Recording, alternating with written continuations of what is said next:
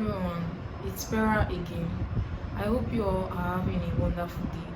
So in the last video I made, I clearly defined assets and liabilities, and I defined fixed assets and current assets. Let me quickly go over it again. I said fixed assets are assets that are permanent in nature. They last for a long period of time. For example, we have plant and machinery, we have furniture and fittings. They help and they contribute in a company's sales when they are put in use and not when they are sold. Like, let me give you an example now. A producer of bread, he or she will use his plant and machinery in baking bread. They don't sell out the machinery. That is what I mean by they are put in use. They are put in use for generating sales. The fixed assets are also known as non-current assets. So now, current assets, these are assets that they last for a short period of time. They don't last for a long period of time, and they don't depreciate in nature. Fixed assets, they depreciate in nature. We provide for depreciation for fixed assets in the profit and loss account. So for current assets, we have stock, we have debtors, we have prepaid expenses, cash in hand, cash at bank. They don't last for a period of time. They're just temporary. Then we also have fictitious assets. Fictitious assets are non-fiscal assets. What do I mean by non-fiscal assets? They are non-fiscal assets in the sense that they don't have a fiscal form. You can't see it, you can't touch it, but they do not have any value. They don't add any value. They don't contribute to a company's success. Like, they don't have any real value in the sense that it doesn't have a worth. It cannot be measured or quantified. That's what I mean by that. So examples of fictitious assets: we have deferred revenue, we have goodwill, we have fictitious account receivable. They are important for financial reporting.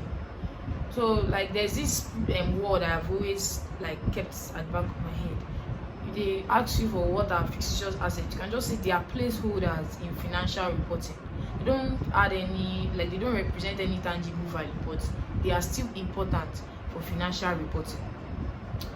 The non-fiscal assets, they are like copyrights. I'm just giving an example, but they are not under fictitious assets. Okay, let me go to intangible assets. Get it then. Intangible assets are also non-fiscal assets. That is, you can't see it, you can't touch it, but they have value. They add to a company's, they can be measured or quantified. They add to a company's, now, for example, we have trademark.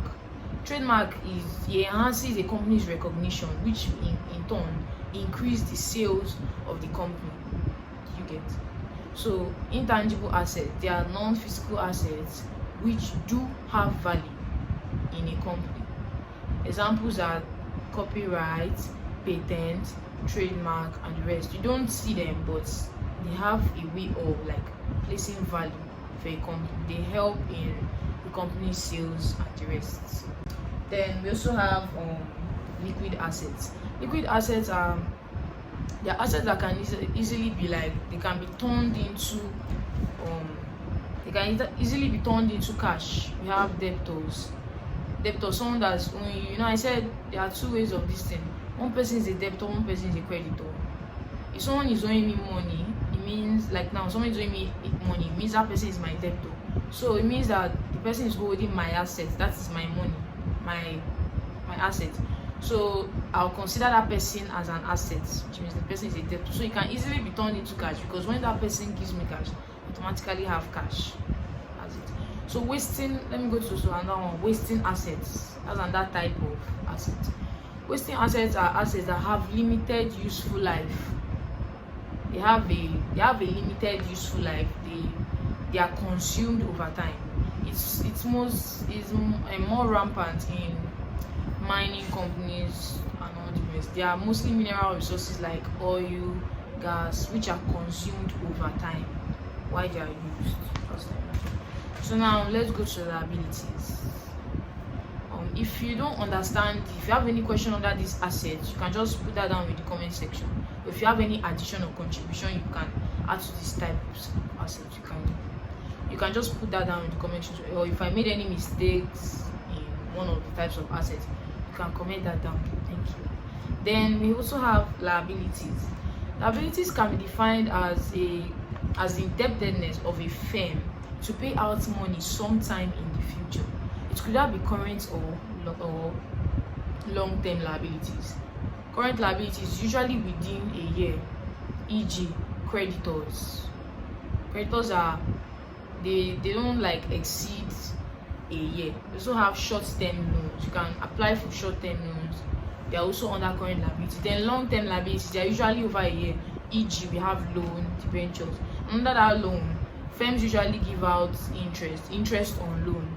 Like once you take out loan, it could either be in a partnership business. If a partner takes out or takes loan, definitely that person will pay an interest on loan.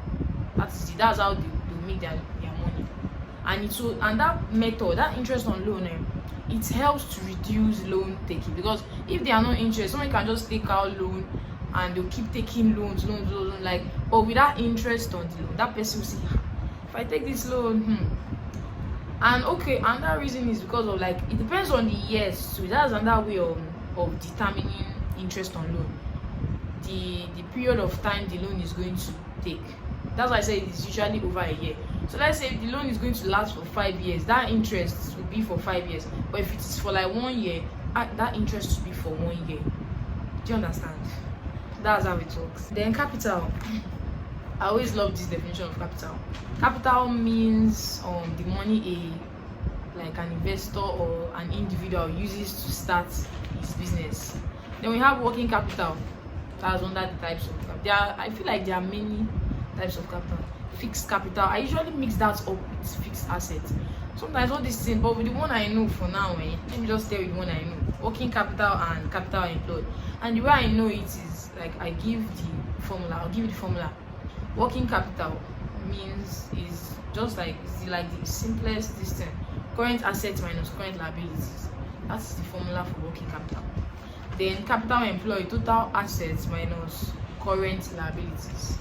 So over trading now, it's like a term. I'm just giving you a term. It's not under types of capital. Over trading is a period where a firm like cannot meet up with its liabilities.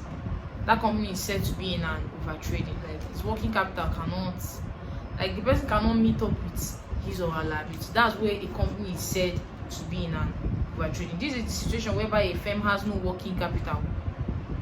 That's it. So at that period, the company cannot meet up with its liabilities, and you can also refer to that firm as being what? Bankrupt. At that point, when a firm cannot meet up with its liabilities, that company is said to be bankrupt. I don't pray for that thing to ever happen to someone. The company to be bankrupt. Oh my gosh, because the salaries of the employees is people that have invested money. That's why sometimes it's good to insure your shares in the company. It's good to insure your shares. That one's under insurance. Let's leave that one aside. So I'll stop here for today. I hope you enjoyed the class. It was quite short, but in the next class, in the next video I'll give ethics of accounting. I know you all might be waiting for when am I going to start this solution or calculation of a thing. Don't worry, hopefully I will soon start. I will stop all this talk. But all those calculations, sometimes accounting can be very confusing. When you just start all this posting there, they said the principle is double entry. The double entry principle is for every debit entry there must be a corresponding credit entry, and you debit the receiver, you credit the giver. But you debit the receiver, you credit the giver. But it doesn't always happen in all cases. There are some accounts that have like a particular principle that you must follow, which you will not follow that, which does not apply to the double entry principle. So in the next video I'll give the ethics of accounting before I now start any other calculation, maybe the further videos in the week. I hope this class was beneficial and you liked it. Goodbye and have a nice day.